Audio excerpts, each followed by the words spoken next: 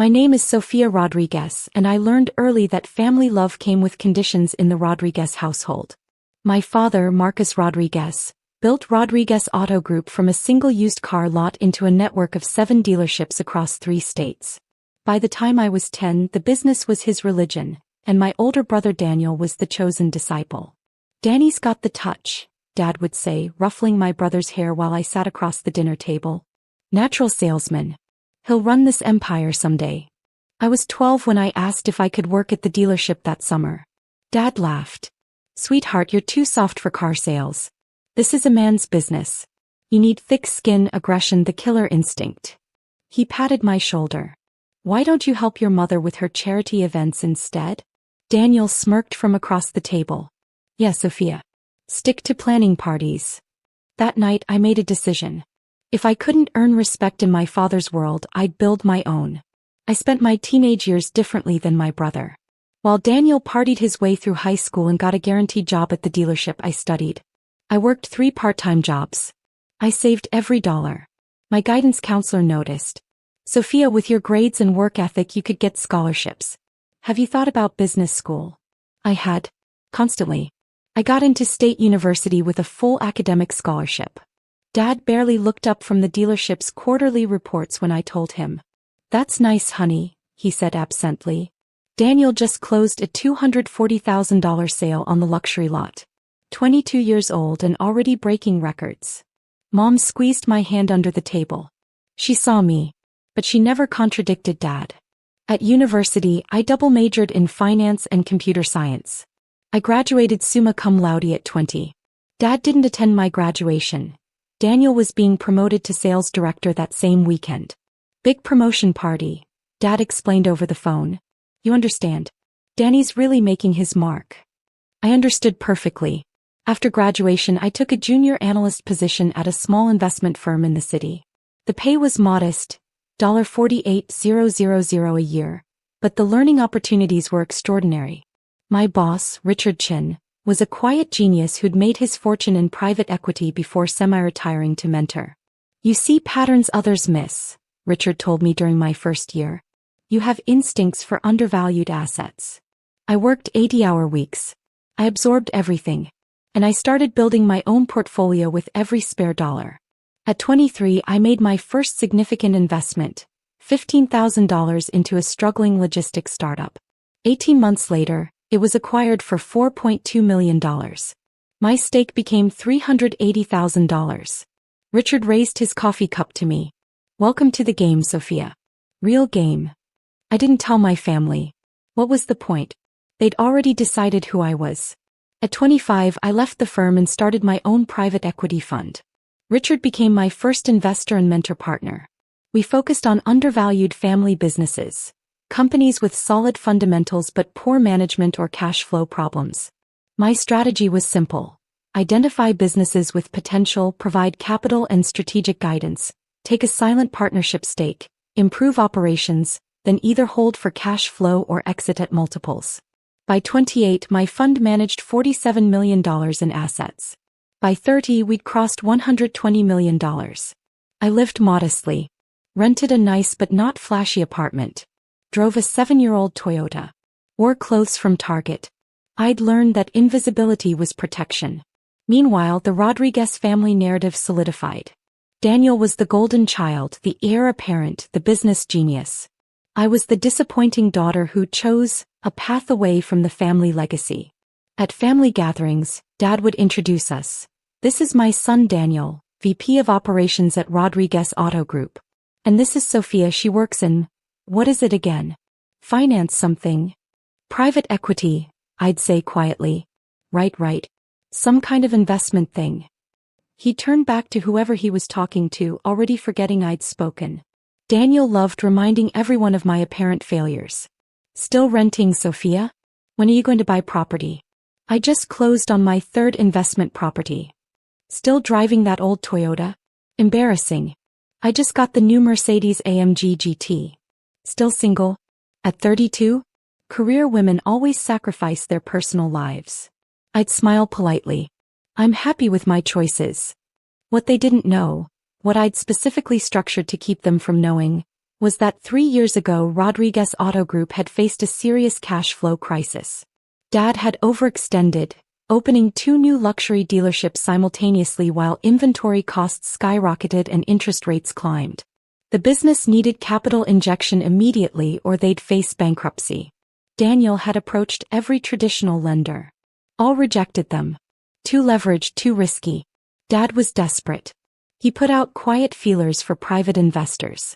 That's when my fund manager, operating under our standard LLC structure, approached them with an offer. $6.1 million in working capital, silent partnership terms, 15% equity stake with strategic oversight rights. Dad never knew the money came from me. The paperwork listed Summit Peak Investment Group LLC, one of our standard investment vehicles. My name appeared nowhere.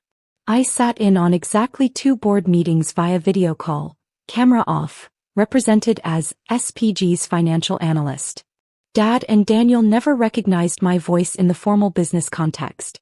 The capital saved Rodriguez Auto Group. Within 18 months the dealership stabilized, then thrived. Dad took full credit for the turnaround. Sometimes you just need to weather the storm with confidence, he'd say at family dinners. That's leadership. I'd nod politely and say nothing. The breaking point came at Dad's 65th birthday party. Mom had organized an elaborate celebration at the country club. 180 guests, catered dinner, live band. The whole family was there, plus Dad's business associates, friends, and half the town's elite. I arrived in my Toyota wearing a modest dress from Macy's. Daniel pulled up in his new Mercedes, his wife dripping in jewelry. Still driving that beater? Daniel said as I walked from the parking lot. Dad's birthday party, Sofia. You couldn't rent something decent. My car runs fine, I replied. Inside, the party was already in full swing. Dad held court at the center table, surrounded by admirers. I hugged Mom, congratulated Dad, then found a quiet seat near the back. That's when I noticed the stranger. A tall man in his 50s, professional demeanor, carrying a leather portfolio. He was speaking quietly with Dad and Daniel. My stomach tightened. I recognized the type. Former law enforcement, probably. The way he carried himself, the observational sweep of his eyes. Private investigator. Dad clinked his champagne glass for attention. The room quieted. Everyone, thank you for being here on my 65th birthday, he began, smiling broadly. It's been an incredible journey building Rodriguez Auto Group into what it is today. And I'm proud to be celebrating with my family. He gestured to Daniel. My son Daniel, who's been instrumental in our success. Future CEO material right there. Applause. Daniel stood, waved, soaked it in. Dad's expression shifted, became more serious. But tonight I need to address something that's been bothering me for a while.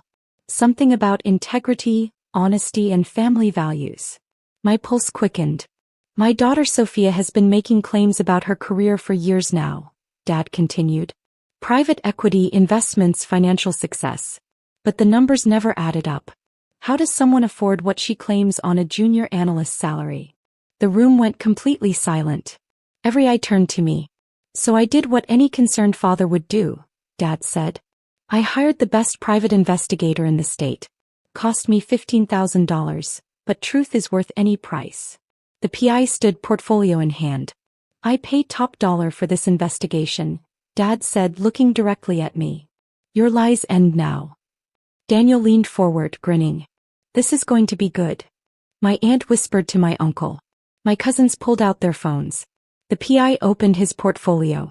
Mr. Rodriguez retained my services 6 weeks ago to conduct a comprehensive financial background investigation into Sofia Rodriguez.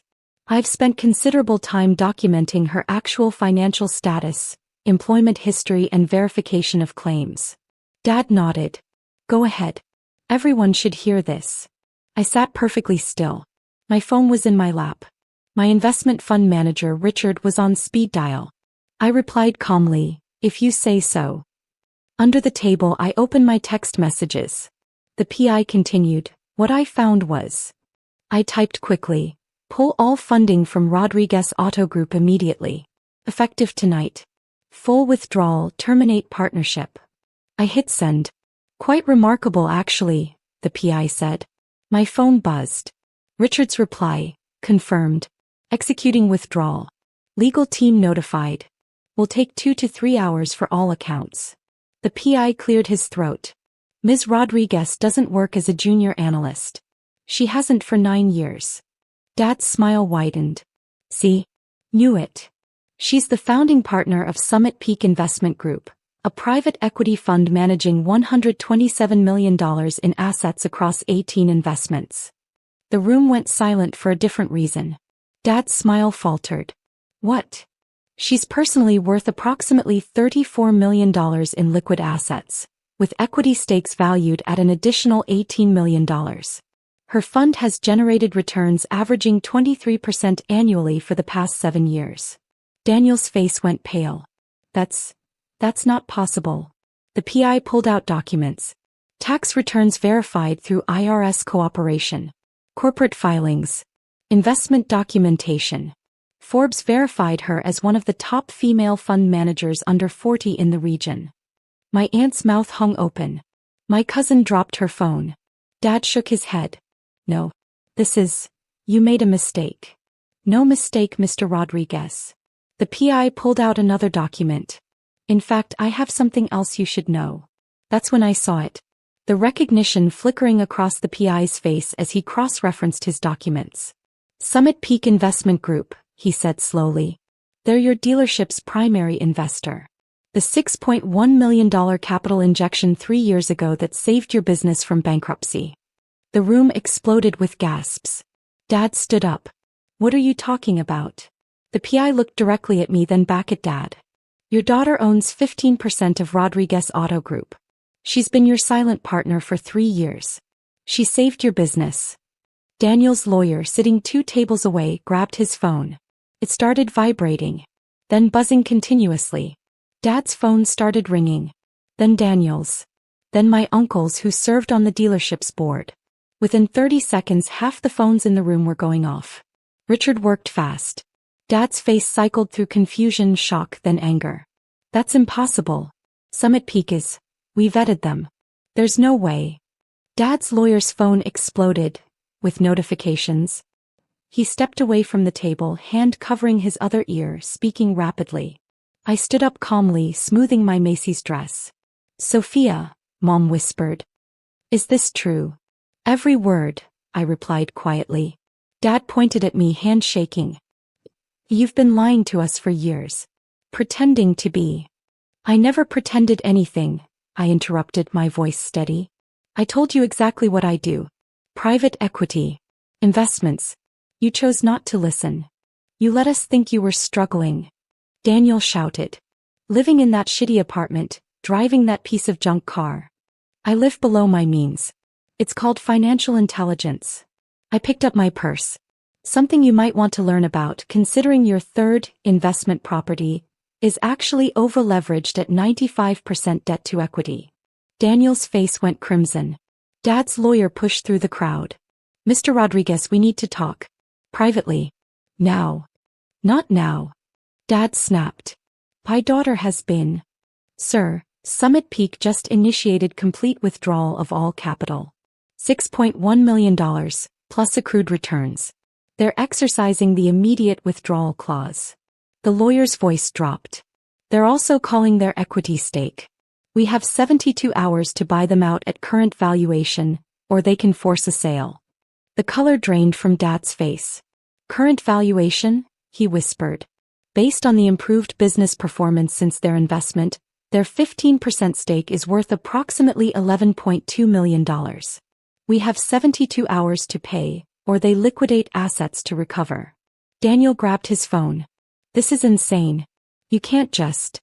Actually, I said calmly, the partnership agreement you signed specifically allows for immediate withdrawal under breach of good faith conditions. Hiring a PI to investigate your silent partner qualifies. Dad stared at me like he'd never seen me before. You'd destroy the family business? You destroyed our family relationship years ago, I replied. The business is just business. And frankly, Rodriguez Auto Group was never a great investment. Operational inefficiencies, poor inventory management, legacy cost structures. I kept my stake because it was family. I emphasized the last word. Was, Mom said softly. I looked at her. You knew, didn't you? She nodded slightly. I saw the tax documents you left on the desk once years ago. I never said anything because... She glanced at Dad. Because I knew he wouldn't believe it. Sofia, wait. Dad's voice cracked. We can talk about this. Figure something out. You had 32 years to talk to me, Dad. To see me. To value me as something other than the disappointing daughter who didn't want to sell cars.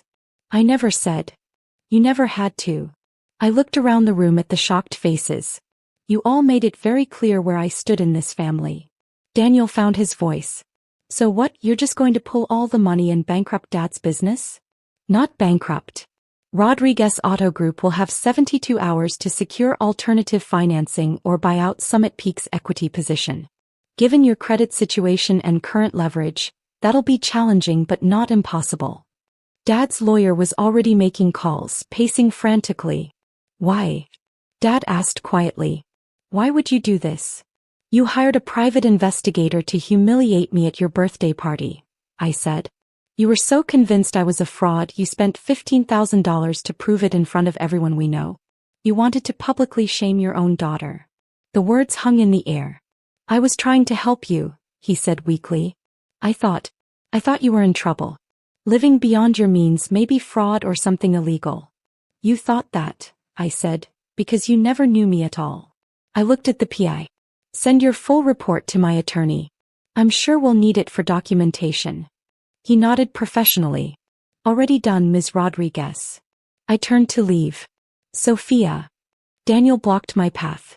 You can't just walk out. We're family. Family. I looked him up and down. When was the last time you asked about my life, Daniel? My actual life, not what you assumed it was. He had no answer. That's what I thought. I stepped around him. Mom caught my arm. Sofia, please. Don't leave like this. I'm not leaving like anything, Mom. I'm leaving because staying means accepting how they treat me. And I'm done accepting that. Her eyes filled with tears, but she released my arm. I walked through the silent country club, past 180 shocked guests, and out to my 7-year-old Toyota. Behind me, I could hear Dad's lawyer explaining the 72-hour countdown. I could hear Daniel shouting. I could hear the chaos beginning. I got in my car and drove away from my father's birthday party for the last time. The next 72 hours were spectacular. Monday morning, Rodriguez Auto Group's legal team contacted my attorneys. They wanted to negotiate. Mr. Rodriguez is requesting a meeting, my lawyer informed me. He's asking for an extension on the buyout timeline and wants to discuss terms. What are our contractual obligations? I asked. None. The agreement is clear. 72 hours for buyout at market valuation, or we liquidate assets to recover our position. Then we proceed as contracted. Dad called 18 times that first day. I didn't answer. Daniel sent a barrage of texts. You're destroying the family business out of spite. Dad's having chest pains because of you. Mom's crying constantly. This is insane over a birthday party joke. I replied once. It wasn't a joke. It was a public humiliation attempt that backfired. Actions have consequences. By Tuesday, the story had spread through our entire social circle. The country club was apparently buzzing with it. My cousin Maria, who I'd always gotten along with, texted, "Is it true? Are you really worth $34 million? Something like that, I replied. And you saved Dad's business 3 years ago? Yes. Holy shit, Sofia. I'm sorry we never. I'm sorry. Thank you. My uncle, who served on the dealership's board, called. Sofia, this is Uncle Pete. I'm calling as a board member, not family. We're trying to secure emergency financing, but the timeline is extremely tight. Is there any way to extend? No extensions, Uncle Pete. The contract is clear. Your father's pride destroyed decades of work. You understand that. My father's pride destroyed our relationship years ago. This is just the financial manifestation. Silence. Then, I can't argue with that. You were always the smartest one in the family. We just never noticed. Wednesday morning, Dad's lawyer called my lawyer. They'd found financing, barely. A consortium of 3 lenders willing to provide capital at predatory rates. 12% interest, personal guarantees from both Dad and Daniel, liens on multiple properties.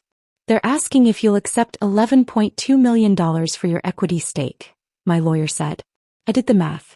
I'd invested $6.1 million 3 years ago.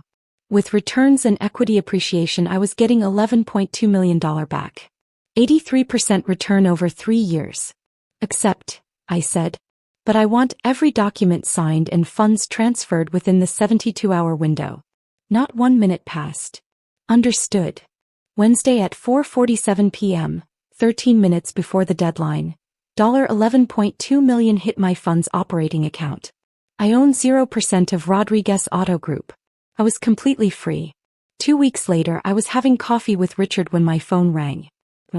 I hesitated, then answered. Hi, Mom. Sofia. Her voice was quiet. I'm not calling to ask you to change anything. I'm calling because I owe you an apology. I waited. I enabled your father for 32 years, she continued.